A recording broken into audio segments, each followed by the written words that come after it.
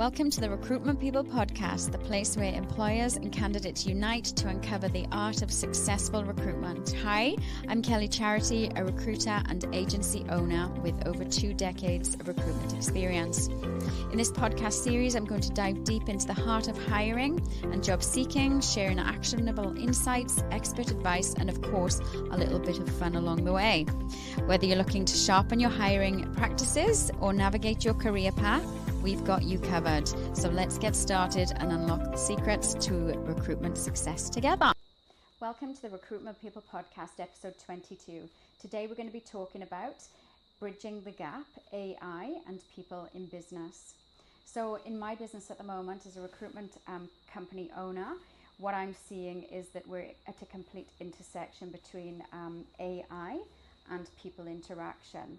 So we're obviously utilizing tools in our business that are streamlining processes from a recruitment perspective, where maybe we're using AI to help us write profiles, to shortlist candidates faster and quicker.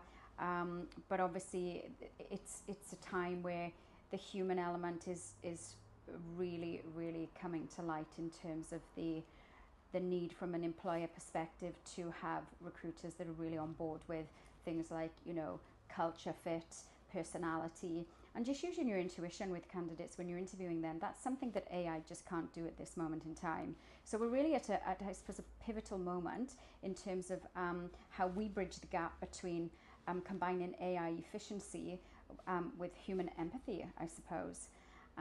So as recruiters, we've always been connectors of people.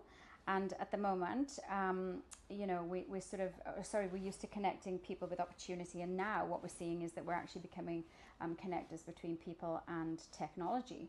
So even though at the moment I'm not really seeing employers coming forward and saying we need AI capability in this area or that area, I think it's because they don't know how to define what that looks like. But I suppose that's where us as recruiters can step in and translate what AI readiness may look like. So I suppose that's why we've invited Sarah Stone along today. So Sarah Stone is joining us on our podcast, and we're going to be delving deep into obviously AI and people in business. Sarah is from Thriveable and Linkable. She's the co-founder, and we're going to be digging deep into that. So welcome, Sarah. Welcome back. Thank you. Exciting to be back. I know. So you've developed Thriveable AI since we last spoke, and in addition to Linkable. So talk to us about Thriveable AI before we get into the big topic around AI and people in business. What was the natural progression from Linkable to develop Thriveable AI? As you know, Linkable is all about developing people, teams, businesses for where they want to go, where they want to be, and how to achieve their strategic objectives, and particularly around capability and future skills was becoming more and more of a thing. And that had a natural progression to AI, obviously. And we went deep at the time of starting Linkable into AI, and I think it's something like 60% of all budget investments this year globally are, being made in AI. So how do you make that a real deliberate, approach? And how do you get your team on board? And how do you make the right decisions when it's something moving so fast paced? So that's where we saw there was a great need and gap for teams, executive senior leadership teams, leadership teams to go, where do I start with AI deliberately, intentionally? How do we actually just shift our mindset from doing things the way we've always done things? How do we add an AI lens to, what our customer needs? Where do we want to go? And then really what's a bit of a formula around that, around people, technology, bringing them on board, to find the right user cases for AI. And that's where it really kicked off from. Okay, so you're developing the people capability and the business capability in terms of integrating that AI piece to get those people involved? Absolutely. So we are not we don't profess to be the technical experts. The technical side, Things are moving so fast, and we are partnered with the right people to help businesses do that. So really, we are the first step in the puzzle, we believe, of helping businesses go, okay, well, where is our strategy? How do we get our team on board? Where is the best place that we would get our return from? What's that repetitive monotonous tasks that our team are always doing that could easily go into AI, and we could then really amplify our human connections with customers, or spending more time in strategic work, high value work, and that's where we kind of help businesses identify where that is, and a strategy around that, and then hand them off to the people who can actually implement the right tech and figure out what the best tech is. Yeah, makes sense. So, I mean, if you're a business owner at the moment, I'm pretty sure you're talking about avoiding AI, the conversation. Yeah, I know. Head down. I mean, even thinking about things like, there's probably a lot of businesses out there where the team members are actually using AI. But there's no policy around what they're doing within the business for AI. I know there's a couple of law firms out there that, won't use AI. So their policy is written in that they need to tell their employees not to use AI. But if you have no policy, like, it's a whole minefield, isn't it? So it really is sort of getting your head around, how does this look for my business from a starting point? Like, are people already using it? But if you are a business owner at the moment and you're planning for AI integration, what do you think is the starting point? They've got an interest. Like, what would be your advice? I think, first of all, where are they best leveraging AI, or where do they intend to do that? And again, maybe some don't know and just still have their head in the sand. That's where we feel like we can add value and go, these are the 4 considerations around transformation, people, technology, and execution. And then figure out, as I mentioned, where you want to go. Then, equally to your point, you will find your team are already using it in some way, right?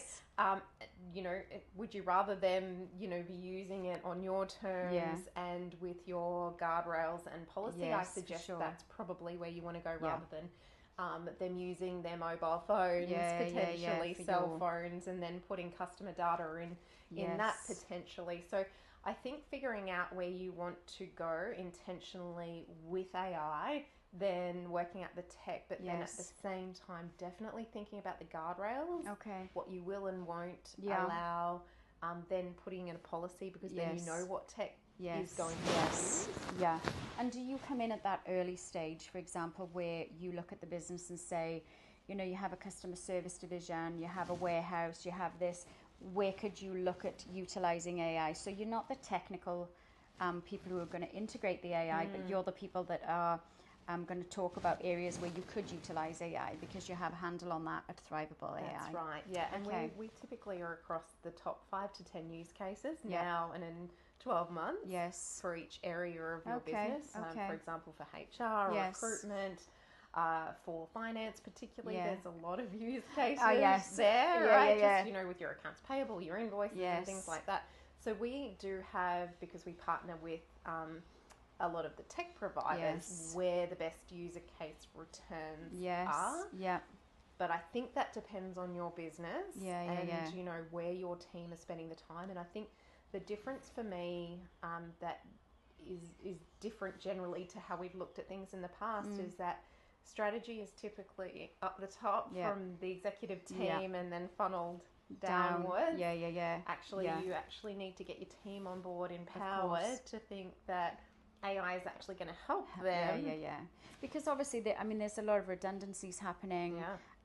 We're seeing transitions where, for example, in an accounts role, you've got automation, you've got, less data entry, less processing. But what it means is that obviously your accounts people are becoming more data analysts. So they're looking at the data, looking at errors, looking at things that AI is going to miss. So it's not replacing the role per se, it's actually changing the role.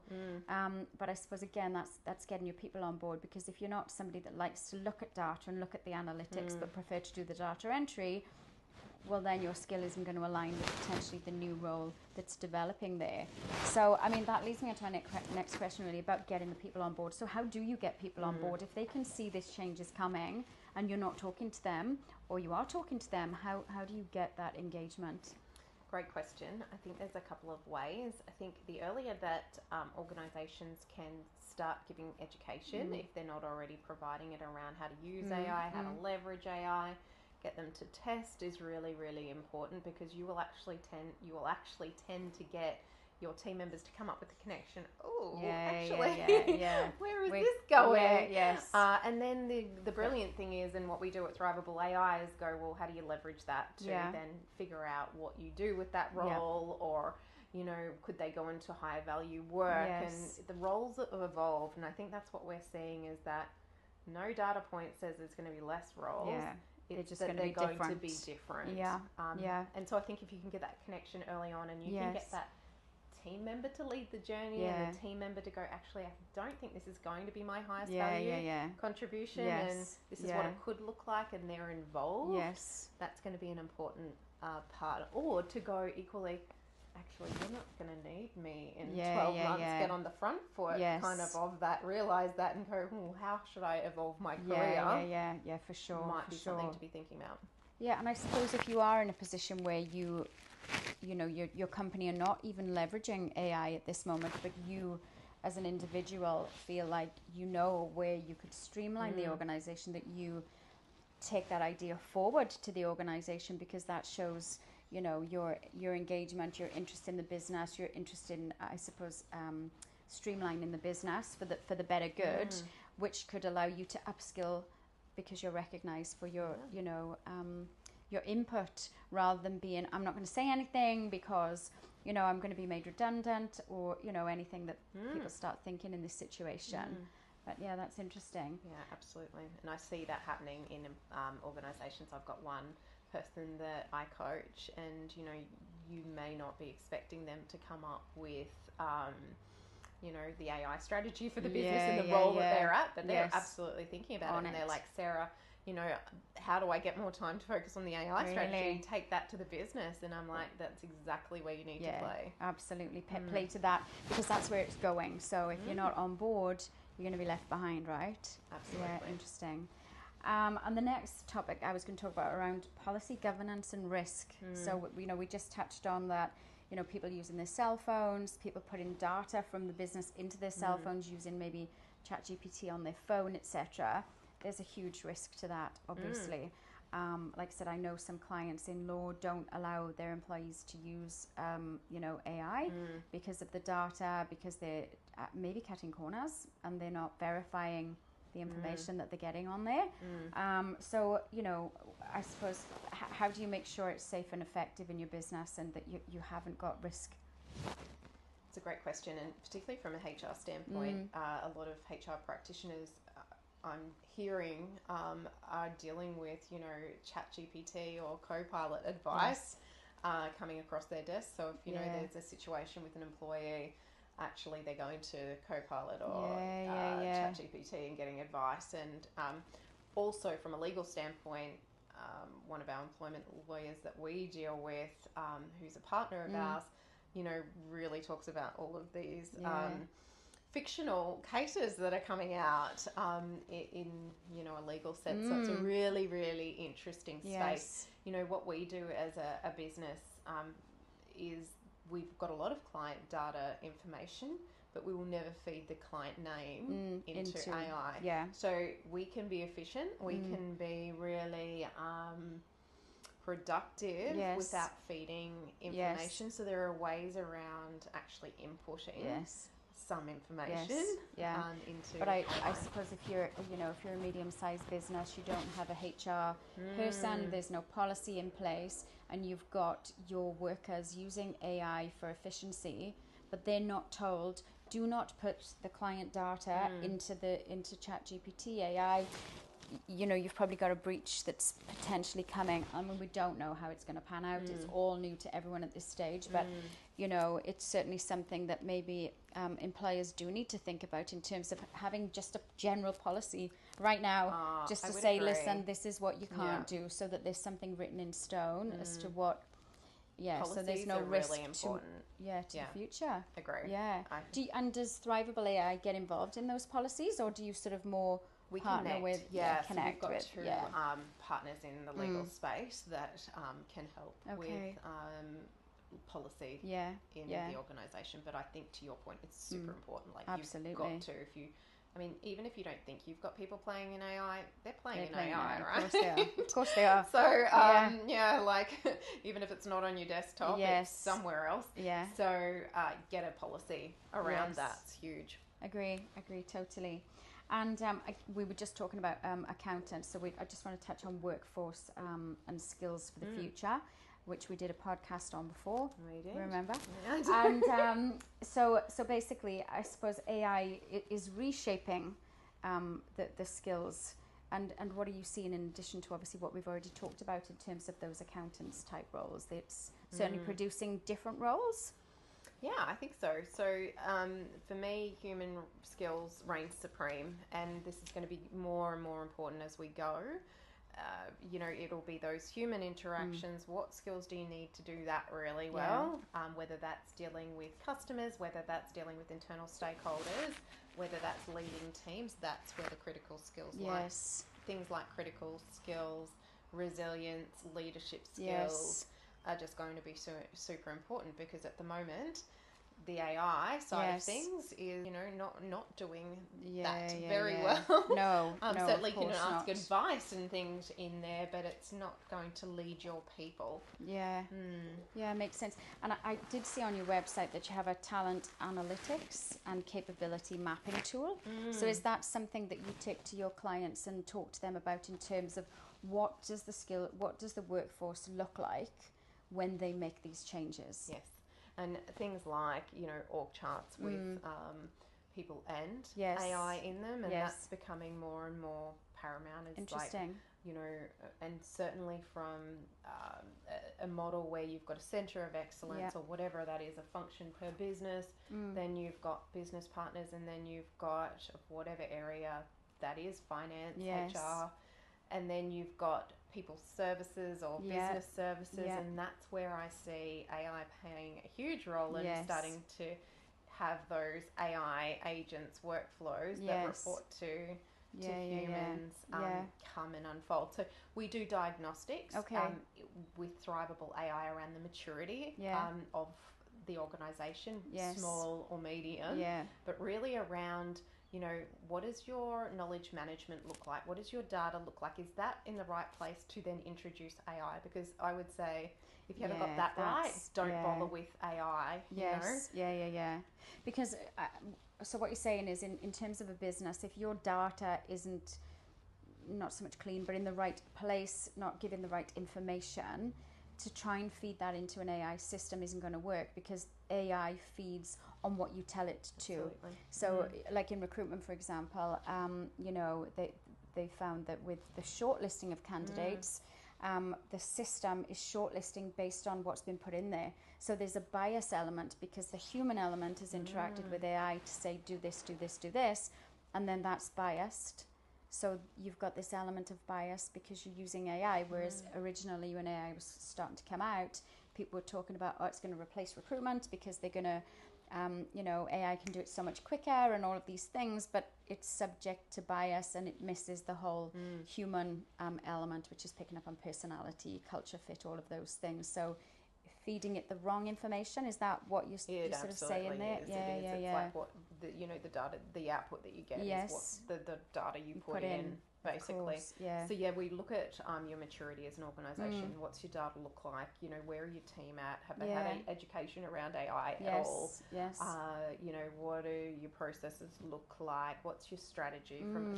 All of those inputs then give us a very clear way to move forward with their team to go, how would you get a strategy around this? What are your gaps and opportunities?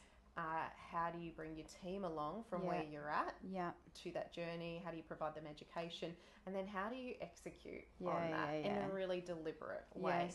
The nice thing about the tech that we're partnered with is that it will actually give you a return on investment. So once you decide where it is that you are going to go with AI, and that could be little, and it could just be initially testing, putting it in a couple of workflows that are going to give you high value, you can actually create this dashboard that we have access to that actually tells you how much time you're saving, how much efficiency you're saving per year, and actually spit that out commercially as well.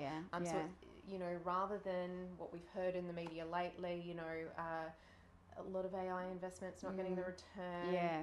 Well, yes, let's get deliberate about that. Look at where you play, then have a mechanism for measuring the return. Yes. I think that's where you win. Yeah, I agree. Because I feel like it can also slow you down. I feel like it slows me down. I mean, we were talking in a recruitment conference just the other day about it just becomes quite overwhelming because you're using, there's so many AI tools out there for recruiters, for example, that it becomes overwhelming, that you're actually using it and it's just sucking the life, like it sucks the life out of me. And I'm just going, I'll just go back to basics. I'll use it for the certain things, and I'm not going to spend all of my time looking at lots of different tools that, I'll just wait for someone else to do that and tell me which is the best. That's what I'm saying, right? Because it's so overwhelming. So, speaking with someone like you, absolutely, it's moving so fast. So what's great today that you invest in today is not so great tomorrow because now there's a better tool or, so it is evolving so quickly. But I mean, talking about, skills, upskilling, getting your people on board, all of those things there, I suppose there's a question around then redeployment of people. If you could upskill them, but if the workflow requires that actually we've taken over this role now, we don't need you in this position anymore. There's a whole topic around fair work and ethical implications to the business and how to deal with that. So, I'm not a HR expert, I'm a recruiter. You're not a HR expert. But I suppose, same. But we're not giving advice here on HR. On the world. Correct, yeah. There could be a HR issue and a legal issue if businesses are starting to go down this flow of work that then is going to make a whole lot of people redundant. Have you heard anything about this at all? Yeah, I think the interesting thing is with this is that I would treat it in a way very similar. Again, disclaimering, thinking about HR policy, employment law, and we can absolutely connect you with people if you want to think about this, is the role actually redundant? Is it a genuine redundancy due to whatever technology? Because this is not a new thing. Technology comes in, roles don't exist. So for me, taking the AI out of it and just reflecting as a system or a process efficiency, I would be treating it as the same from a redundancy standpoint, depending on what's surrounding that. There's always other things involved. Absolutely. Typically, and it's kind of like, data and cyber policy and things like that. It's kind of like, well, what is practical? What makes sense with the existing policies we have? And go back to that potentially. Yeah, makes sense. Yeah, because I was speaking to our HR partner just this week and we were talking about, is it actually a genuine redundancy? And I know, for example, in the manufacturing space, they're talking about automation in even sewing. So, in countries abroad, there are complete redundancies across the board because of the machinery and automation that's coming in. But in Australia, I think there is this push for keeping jobs. It's about not replacing people with machinery, but and is I it going to happen or really not? Relevant point. And it's something that I'm always thinking about, the AI nerd in me to go. And from a human standpoint, do we need to put in ethical considerations in society, in Australia, in law, to go, and legislation's always a lag. However, how do we need to put something in to go, you can only automate X amount, or, that's something that I often think about, whether that will happen or not, because I think that's the only way that you could really get around not implementing, getting rid of everybody. Well, but like we said, you are gonna get different roles. Absolutely. But if people aren't willing to go upskill and change, then they are going to be the people that are going to be left behind, I suppose. But from an employer perspective, I think they do need to look at, if they're considering redeployment opportunities, that they need to really make sure they've got their ducks in a row from a HR perspective. So absolutely. And just go back to that, is it a genuine redundancy? Would be my feedback. Definitely. Okay. Being the HR professional that I am. Can you give us an example of how Thrivable AI has helped in terms of obviously integrating AI and people in business? Can you give us like a clear example of success there? Yeah, absolutely. So essentially we've got a client who's in a remote area of Australia, and really they weren't doing anything in the space. They didn't really know where to start, and they had a leadership team as well. Yeah. And basically went in there, we did a kickstart with them to go, you know, based on the operations that you've got, what are you seeing is, you know, autonomous, monotonous work, and then really give them a framework as to kind of clearly where are they going strategically? What could they redeploy in terms of work going to high value? And then, you know, how would they actually count that as success?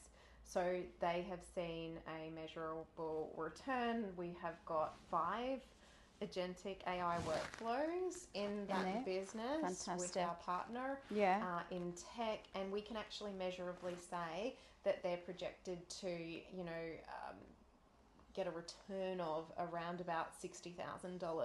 Fantastic. You know, by the end of the year for what they've put in play. So the nice thing, and it's the same with Linkable, is that we really don't like going in unless we can give you a measurable return on whatever we're doing. So that's really important. Okay, no, that sounds really good. I mean, if for a business owner or a small business that really doesn't know where to go and maybe wants to look at doing something immediately, what's your takeaway for somebody at the moment? You know, is it, you know, sit down and do an analysis on your workflow yourself? What could you give us a takeaway, Sarah? That would be great. Like, I don't know how, if you've got the capability to do that, go for it. My suggestion though is to do a diagnostic, perhaps to jump on the website, Thrivable AI, and you can do a diagnostic. It'll tell you where you're at with each of those kind of pillars that I mentioned around your maturity. You know, certainly you can reach out for a discovery call with one of our team. They can give you a little bit of guidance about where they would start, where you would start based on the maturity of where you're at. But my best advice is, you know, other than doing that, is really just testing things in your business. So potentially get your team together and go, you know, how could we use ChatGPT? How could we use Copilot as a starting point to provide that education? But then the second part is, and where I see maximum return at the moment, is with AI, is agentic AI. So putting things in your workflow. You know, is really powerful for a business, small business, particularly medium-sized business. You really start to see impact very quickly. And I mean, you know, I talked about in my business, for example, feeling overwhelmed with AI. You know, I suppose in every sector you've got AI tools coming, but in recruitment, I just feel like it's a complete overflow of so many tools you could use. And so there are times where I delve into that and test things and look at what's going to work in my workflow. And I've adopted several things, but there are times where it becomes completely overwhelming, and I just go, I'll just stick to doing what I do because it's working, the workflow's fast, you know, we do a good job. I don't need anything else right now. But if you're not going to embrace it, are you going to get left behind? You know, what are your thoughts on how fast do people need to move with this? And it's an unknown entity for us all. Yeah, I think the short answer is that yes, you will get left behind. Not meaning you won't. However, it's important to kind of test, see where you could use it on a small scale, then go bigger and broader. And you're right. There's so many tools out there that you could use, but I feel like it's a bit of a scattergun approach. I think if you go through a diligent process around this is your 4 things. These are the 4 things that you need to worry about. How are you in each of these areas? Okay, and then where is your best return? You know, with AI. That's probably the best way to do it, other than going, oh yeah, I think I've heard about this software, it might work for me. You know, you're not really doing your due diligence before you actually implement the right tech. Okay, no, that makes sense. Well, look, I appreciate coming along. It was a really good conversation, and I hope you've learned something from it and taken away something from it. So if you're a business owner listening right now, we'd love to explore AI with you. If you don't know what to do, if you don't know where to go, obviously reach out to myself or Sarah from Thrivable AI, and we can have that conversation to help you start safely and move forward in the right direction. Thank you so much, Sarah. Thanks, Kelly.